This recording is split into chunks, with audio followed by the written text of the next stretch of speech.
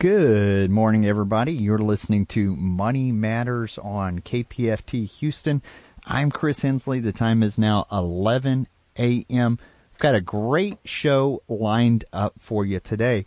We have with us Miguel Dominguez. He is the host of Savages and Scholars, which is a up-and-coming podcast. You should be on the lookout for this. It is described as a talk about music, philosophy, psychedelics, computer science, Brazilian Jiu Jitsu, psychology, working out, and more. Whew, okay, that's a lot. Also known as Beastly Savage Talk for Scholars. So please stay tuned. Miguel is live in the studio with us today. If you are a longtime listener, you know we always reserve just the first few moments of the show to tell you a little bit about what's going on in the Houston and the Gulf Coast area when it comes to financial literacy. So you've heard me talk about Houston Money Week. You know we've been, as a member of the leadership team, we've been talking about it happening. It's not actually happening until 2020, April of 2020, but we've already started getting ramped up and getting started. I know we have, for partners who are involved with this, we have a meeting coming up on November 5th at 2 p.m. Houston Money Week, we are a non-profit. There are for-profits working in there. There are banks doing community reinvestment. There's local city government, either through the city of Houston. All the high schools are involved. The colleges are involved as well. And it's Houston's representation of Money Week, which is a national thing, a thing that we do every year. It's Houston's representation of that. These are always free financial classes that are held to the public in April. And even though it's called Houston Money Week, we typically have those events take place all through April. And so partners who want to be a part of this, they come to the meetings on a monthly basis. And so we have one taking place at the United Way. That's going to be at 50 Wah. And it is on November 5th at 2 p.m. It is a networking event as well. So if you're looking to meet other people who are involved in the nonprofit world or the financial literacy world, we're doing what's called kind of like a speed dating of networking. I'm going to be doing one on the Houston Hispanic Forum's college planning event. So if that's an event that you're interested in, November 5th at 2 p.m. Then we have another partners meeting on January 14th and then March 3rd. And then that will lead us up to the event that takes place April 4th through 11 of 2020. So we'll give you more details. You will definitely hear more about that as we get closer. The other thing I wanted to talk about on the calendar here is we missed the pledge drive that's been going on for KPFT. Well, when I say missed, we're at the tail end of it. Wednesday was the last day for people to participate in that. But this is a reminder at any time if you want to give money to the station. We forget that this is how we keep the doors open. This is how anybody can have a show here locally in Houston. And this is volunteer supported. And you can contribute, and you can always go to kpft.org and hit the Donate Now button. Another way you can contribute is tonight they're having what's called Karaoke with KPFT. This is at Discovery Green.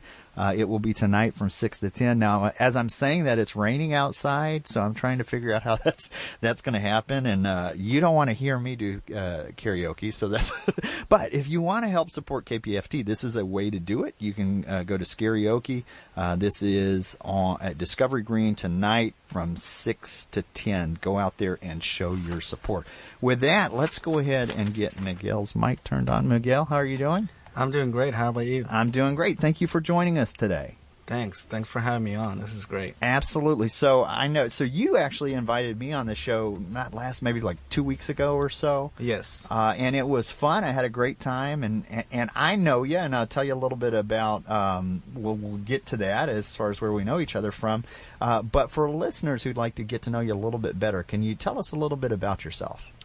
Well, I was born in Houston, and I was raised halfway in Dominican Republic, halfway here. I came here after like around 9, and I, just became part of the school system, grew up, and then around high school years, I went ahead and just, once I finished high school, I didn't know what to do, so I went to college for a bit, got a philosophy degree. Okay, all right. Well, we have that in common. That's what I studied as well. Oh, awesome. Yeah. That's philosophy, I think, is for people who are curious. It's really funny because, whenever I first started, I just took all the classes that I wanted. I was just like, I'm just going to take classes that I want.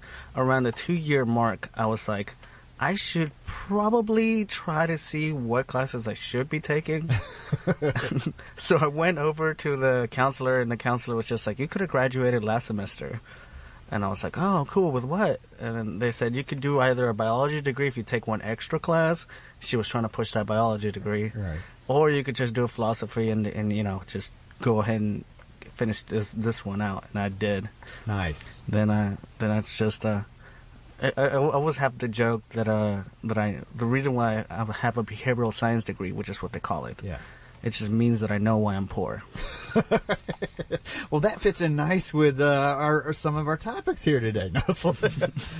Well, so I didn't know that about you. That's really cool. I've had the philosophy side. I do finance now, but I've had to defend my philosophy degree throughout my life as a 45-year-old guy. As you should. Yes. You should. You can think about things. That's the whole point of philosophy than any of the humanities. Yes, absolutely. So let's talk about the show, Savages and Scholars. I had a lot of fun on there. If I had to describe it to listeners, think about coffee talk with multiple people on there. We kind of went all over the place there, which was fun. But I really dug it. Now, what you called yourself was the host. Yes. And so what does that mean? So there's 4 people there normally, and we're all the host. Well, who are they? Let's give them a shout out. Usually, all right. So we have Jana Martinez, Frankie Martinez as well. They're not related. Okay, not brother or sister. No, not at all. Okay. And we also have Anthony Hernandez and myself, the host. And it's just a little joke that we run through because we'll just say, well, even the guest is a host because everybody's, a host in this. So many people in this podcast, but I want to call myself the host since I'm the leader. Yeah. So you're letting them know. You're letting them know right away. I'm the host. Yes, you can be a host, but I'm the host. So why did you start Savages and Scholars? So one of the things about about just talking to people about philosophy and stuff like that in general, people are just like, hey, you should probably start a podcast or something like that. Or before it used to be, people told me to do stand-up, which I did. And I liked it. It was pretty fun. But overall, I just have this need to talk to people. And we have really really conversations. And by the end of the conversation, we'll say something like, that should have been recorded. Yeah. That happens almost every time I have a conversation with someone who's pretty interesting, which is kind of, deep, do a deep dive because I'm very curious. I also have I want to know more about everything. So we end up having some crazy conversations. And by the end of it, everybody's just like, that should have been recorded. Why didn't we record that? So there should literally be somebody following you around with a mic at all times to capture this.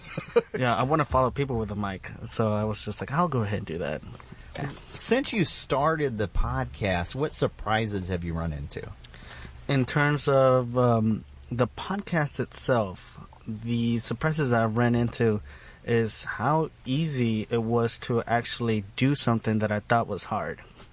So the podcast seemed like an unachievable thing to do, especially because I didn't know what to do. I just wanted to talk to people, and the marvels of technology now, there's like the Anchor app, which kind of allows like all of these podcasts to really be released all at the same time. And, I have my friend Anthony who's also a host, but not the host. Not the host. Just a reminder, Anthony. So Anthony's he's always wanted to do a podcast, and he actually has Adobe Premiere, and he kind of works a little bit on that side. So we got together and decided to make the podcast happen. I love it. So the technology exists that literally anybody who wants to get a show up and running, Anchor, that's a free app? Yes, Anchor's a free app that you can get on Apple, I believe. I'm not really sure if you can get it with Android, but with Apple, it's definitely, you can do it on your phone. Yeah, you could record from the phone, yes, and they'll host it, and there's no additional cost or anything like that. And then having the skills to go back into edit and that sort of thing, and Anthony's been doing kind of the editing side. So you can kind of do some like small editing on the Anchor app, and I'm assuming that that's where they're going to do their next step up. Yeah. But overall, it's just like a simple recording device part that you could just do. So like if you have your phone, you just go talk to a friend for a certain amount of time. You don't even have to record it on the Anchor app. You could just have it pre-recorded and then upload it to the Anchor app, and the Anchor app will distribute it. I love it. So let's talk a little bit about jiu-jitsu. And for listeners, let me frame this because that's where we know each other from. One of the topics that you talk about quite a bit on there is jiu-jitsu. So we're going to do kind of a deep dive into that and ask some questions on that. But anytime I talk about health and wellness, I always like to frame it because listeners have kind of gone through my journey with me. I had like Gary Taub on here, the New York Times bestseller about talking about sugar. They've kind of gone through me with my journey a little bit. And I always make the correlation of anytime somebody gets sick, if they're not healthy, there's expenses associated with that for employers. It makes insurance rates go up. So anything that you can do that's going to focus your health is a positive thing. So I found jiu-jitsu. You found jiu-jitsu way earlier than I did. Tell us a little bit about what is jiu-jitsu for people who don't know. So Brazilian Jiu Jitsu, because it's different than Japanese Jiu Jitsu, it's... If you want to start from its origin, it was just this type of martial art that people used to do back in the samurai days. Whenever they would run out of swords, or something would happen, you would lose your sword, and you're like, "How are you going to keep on fighting?" You're standing there. Yeah. So they were like, "Well, we got to get something on this." It's just a grappling art. So if you watch any kind of MMA or any kind of situation where somebody's fighting, usually any kind of fighting on the floor, or most fights end up in the floor. And jiu-jitsu kind of deals with how to handle yourself around that area. And to me, my introduction to jiu-jitsu, it was a very weird introduction because I was just like a big-headed kid that just wanted to fight people. I was always into karate movies, and I just wanted to fight people. And I had a coach in college that he was just like, you know what, if you actually want to, you can come on Monday nights, and then you can try to beat someone up over there. And he said it almost in that format, and I was like, oh man, I'm going to go over there and beat somebody up. It was just like really aggressive and whatnot. Yeah. So I go, and then I see these people rolling on the floor, and I'm like, what's going on in here? As soon as I want to like pick a fight with someone, the coach comes over, not the same coach, the coach of the class.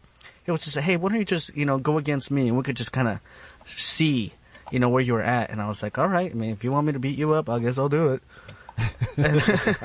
This is 21-year-old Miguel. Yeah. All right. So, and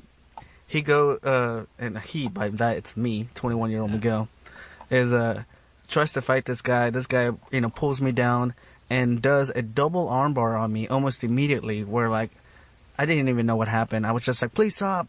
And we stopped, and then I was like, all right, let's try it one more time. And then he did it 2 more times, and to the 3rd time I was just like, please teach me.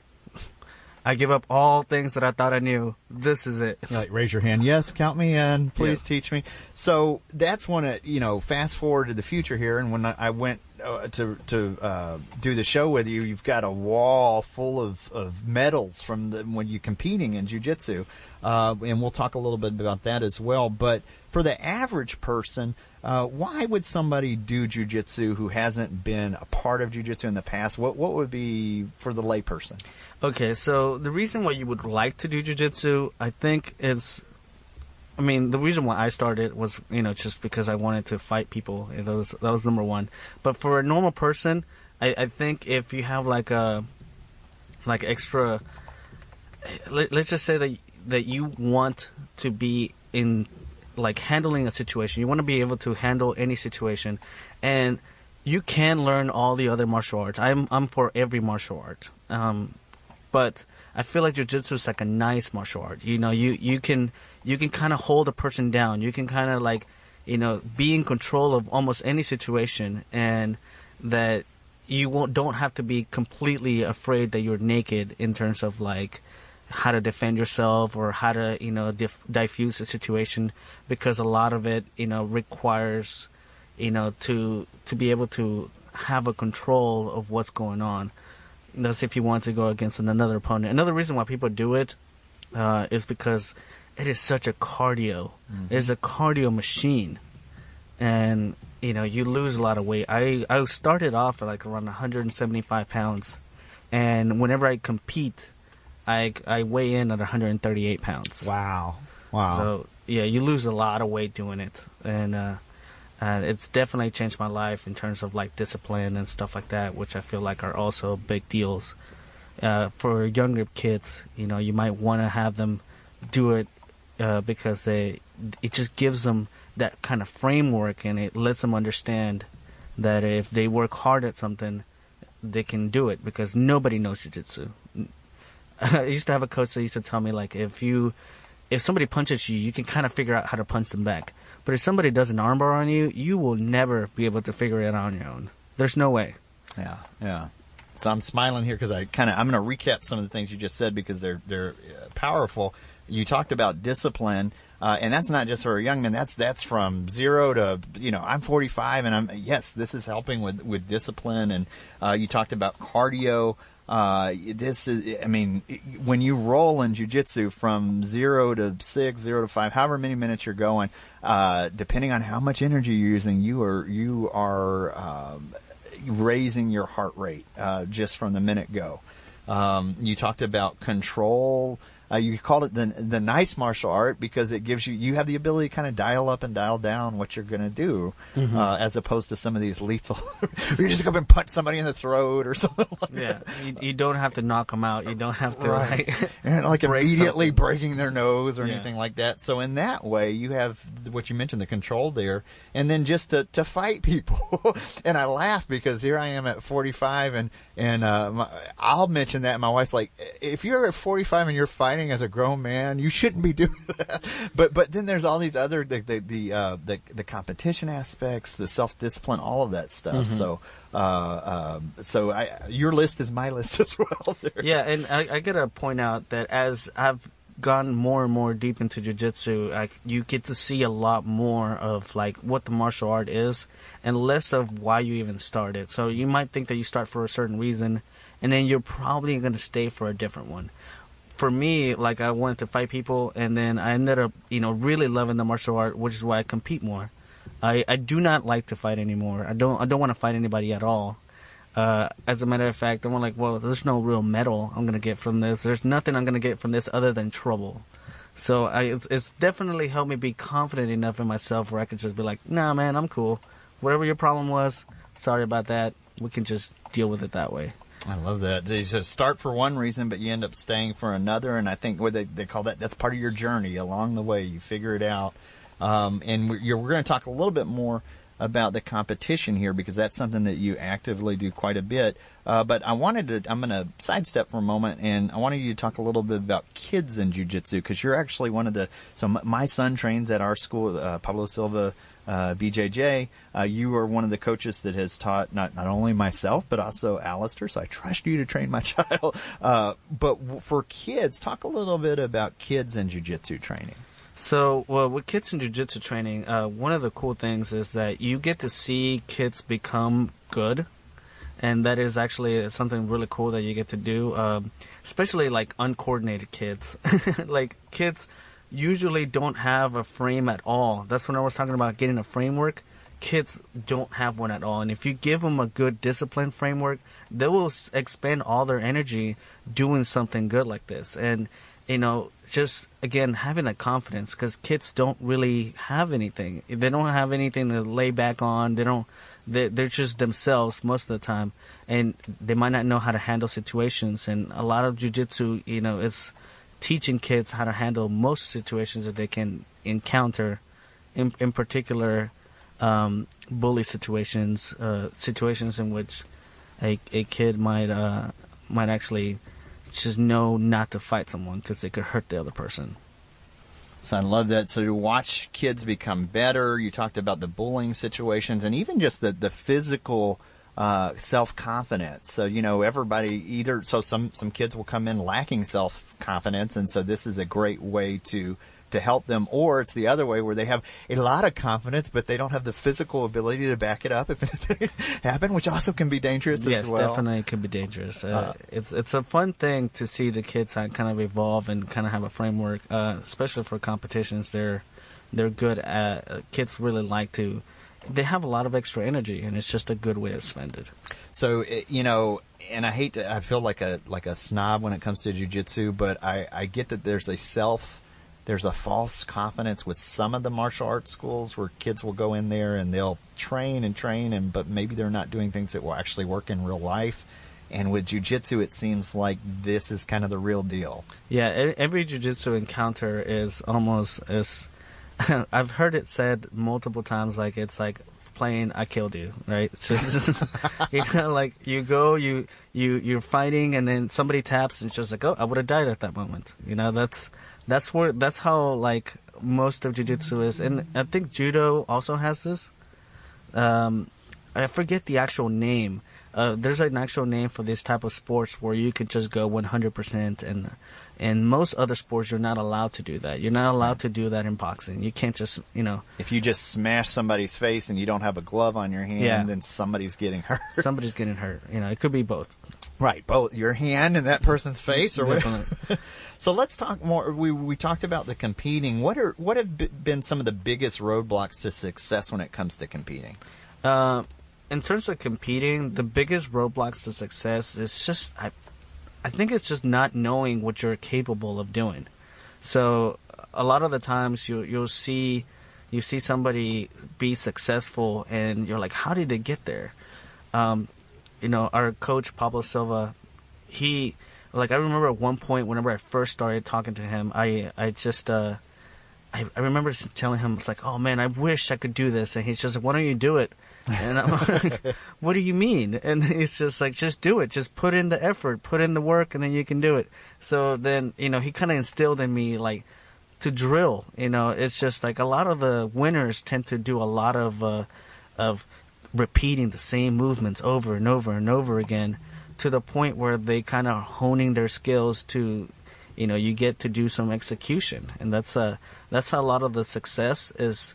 You see somebody be very successful, a lot of it's just them honing down this one or two skills that they have to the point where it's so sharp where it just cuts through everything. So I hear you talk about repetition, and that's consistency, doing the many of the same things and getting really successful at some of those things, and kind of dialing that in. So what have been the personal positives for you from your competing? A lot of it has been like, I think that the biggest thing has been me realizing that with discipline, you can do whatever it is that you want.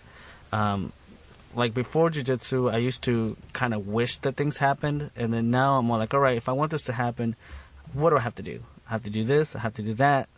And, you know, just like, all right, you make a plan, which a lot of jiu-jitsu is strategic. You know, a lot of jiu-jitsu is being able to, you know what you lay out a certain plan that, you know, everybody's different in terms of jiu-jitsu, which is also kind of cool. And you'll see that everybody plays differently, and everybody has a little plan. So, you know, you get to like plan out things, and I think that's one of the big things that I've been able to take away from it. You know, just make a plan and execute, which is pretty good. To make a plan, execute, discipline. So I totally agree when you're talking about the strategy and everybody having a plan. That's one of my favorite parts is the mental aspect of it. I mean, we focus so much on the physical aspect of it, and from an outsider perspective, if you just watched it, it's like, there's two guys doing breakdance fighting right now. You know, if you don't know what's going on, but that's literally people planning out. Those are techniques and moves that people have drilled over and over. Yes, there's counters to the first counter. You know, it goes really deep, and a lot of times you just see people not really doing things where you're like, well, why aren't they doing something? And the moment it's just like, no, because at this point, this person could do the wrong move, and then that's it. Right. It's checkmate. Right. So it's like physical chess, basically. Yes, I've heard that before. And once we had a person who was a chess master, and he would always get angry every time we would say that. But it's like, no, it's not chess. Yes, chess is different. Like, come on, man. It's chess. We've got about 5 minutes left here, and I wanted to circle back because of you talk about philosophy on the show. Mm-hmm. You've read quite a bit of philosophy and psychology books. Which have left the biggest impact on you? In terms of philosophy, I think that the person I really appreciate the most is like not even a philosopher. It's like Aldous Huxley. I feel like he's like a really good writer, and he has like a pretty good open mind. I really like all philosophers. I tend to try to grab any idea and just try to see, does this idea work? And if it does work, then yes, go ahead and go with it. If not, I'm always open to having my ideas tested and broken down, and I'll change my mind. I've changed my mind on air before, so I'm like, oh, well, I guess you're right. You said something, and I think philosophy kind of allows that. Yeah. I like a lot of the Socratic method. I think is probably the most influential with me.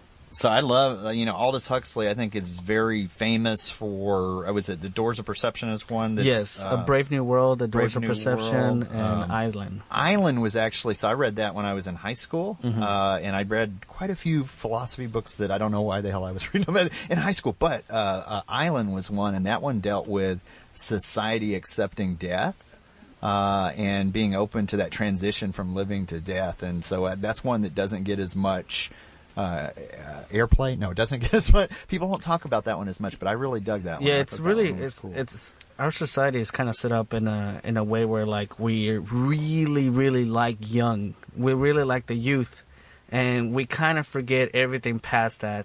We don't have a model for anything past that. So a lot of people don't think about the future. They just think about the now, and you'll see that people kind of live fearing the future. And I think that that's something that people have kind of wrestled with before, and hopefully our society can kind of accept stuff like that, so it can make it easier for us to transition into olderhood and later on into death. We're all going to be there at some point. So it's one of those things that people, death, money, taxes, sex, these are all things that people get hung up on, and they're big things, powerful things. What have I forgot to ask you that you want listeners to know? One thing I wanted to ask you was for people who want to listen to this, how can they access Savages and Scholars? So Savages and Scholars is on almost all the avenues at this point. We have them on iTunes. We have them on Android Play. We have them on Anchor itself, if you wanted to get the Anchor app to listen to it. We have it on SoundCloud. We just opened up the YouTube channel due to a couple of requests. And so we're going to upload most of our video, most of our chats there, and we're going to end up doing video as well. I love it. That's the Libsyn's the platform I use for the podcast version, and they added YouTube like maybe a year ago or something, and it just automatically shoots out there. I don't do anything on it. I went back, and there's so much traffic from YouTube. It's crazy. Yes, YouTube is the way of the world, in my opinion. It's how most people are going to get their learning in the future. I love it. If you want to know more. So if you're driving, you don't have to write that down, but you heard it, and we're going to have podcast notes on this side as well, where we'll have a link to that so you can listen to this show that way. Miguel, for the last few minutes that we've got here, what have I forgot to ask you that you'd like to leave listeners with today? That is a very good question. Why didn't you ask me about my thoughts on. I'm joking. I was about to say psychology or something. Well, let's do it. You've got exactly 1 minute to give me all of your thoughts on psychology. No. That's funny. It's funny. We're talking about the books, and I was going to talk about like Carl Jung's book, which I recommend, Memories and Hit the Life of type book. In one chapter, he talks about Sigmund Freud, and he dissects Sigmund Freud to the point where, like, I was like, gotta stop reading because it really hurts to read this kind of self-analysis. Anyways, I thought it was a cool one. Well, that's so. If you want to hear more or you want closure on that, you should listen to Miguel's podcast, Savages and Scholars, and we'll have a link to that on the show. And you have been listening to KPFT Houston. Thank you. Good enough.